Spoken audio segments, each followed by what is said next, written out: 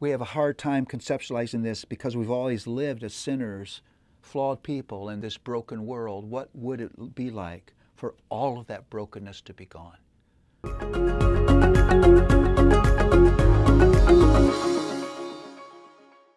Well, as I said, the 2 Thessalonians are focusing on living with eternity in view, and that's surely true of 2 Thessalonians. My deeply creative title for this is Waiting Part 2. This time, not action, but comfort. The ultimate comfort that Paul wants to give these people who are living in the difficulty of life between the already and the not yet, where we still live in a broken, groaning world, where we still struggle with our sin and the sin of others, where things are not operating the way they're supposed to operate, where there are confusing mysteries for us, where temptation abounds. The ultimate comfort for us is that God will make all things right again. Jesus will return.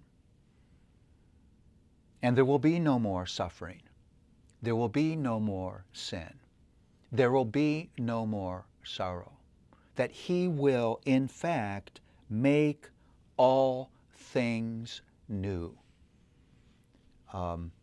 What an incredible promise. We have a hard time conceptualizing this because we've always lived as sinners, flawed people in this broken world. What would it be like for all of that brokenness to be gone? And for us to stand with Jesus, like Jesus, righteousness and peace forever. What an amazing thing. So the call is to stand firm.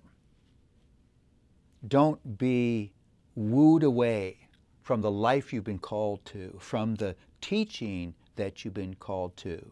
And in order to instill their hope, Paul gives more details about Christ's coming. Again, defense against false teaching. And he says, remember, your comfort in trial, your comfort in persecution is always, this will end. Christ's first resurrection guarantees that second resurrection.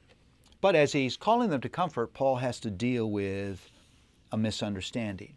And it is this, that if this is all going to be gone, and Jesus is going to create something new, why work?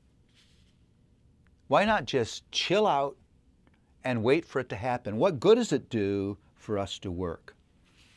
And Paul says, no, no, no, no.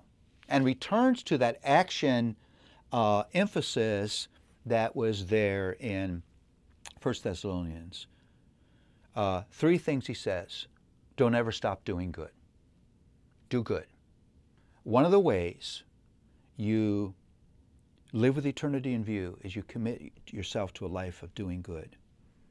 Second, don't grow weary. Life in a fallen world is hard. I don't know about you, but there are times I'm just weary. I'm just tired of the fight. I wish I didn't have to face temptation. I wish I wouldn't get needlessly irritable. He says, don't grow weary.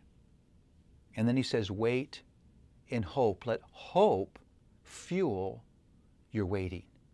Let hope give you strength to wait. And then he ends with this sweet reminder. God will guard and establish you. You don't wait alone. You don't wait in your own power.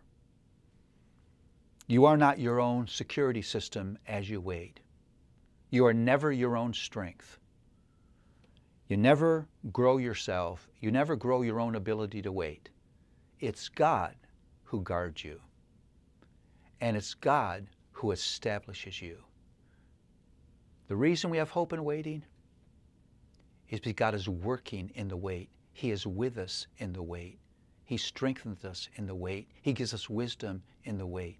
He renews us in the wait. He establishes us in the wait. God is our hope in waiting. And the God who will live with us eternity has invaded our here and now, and He gives us hope as we wait.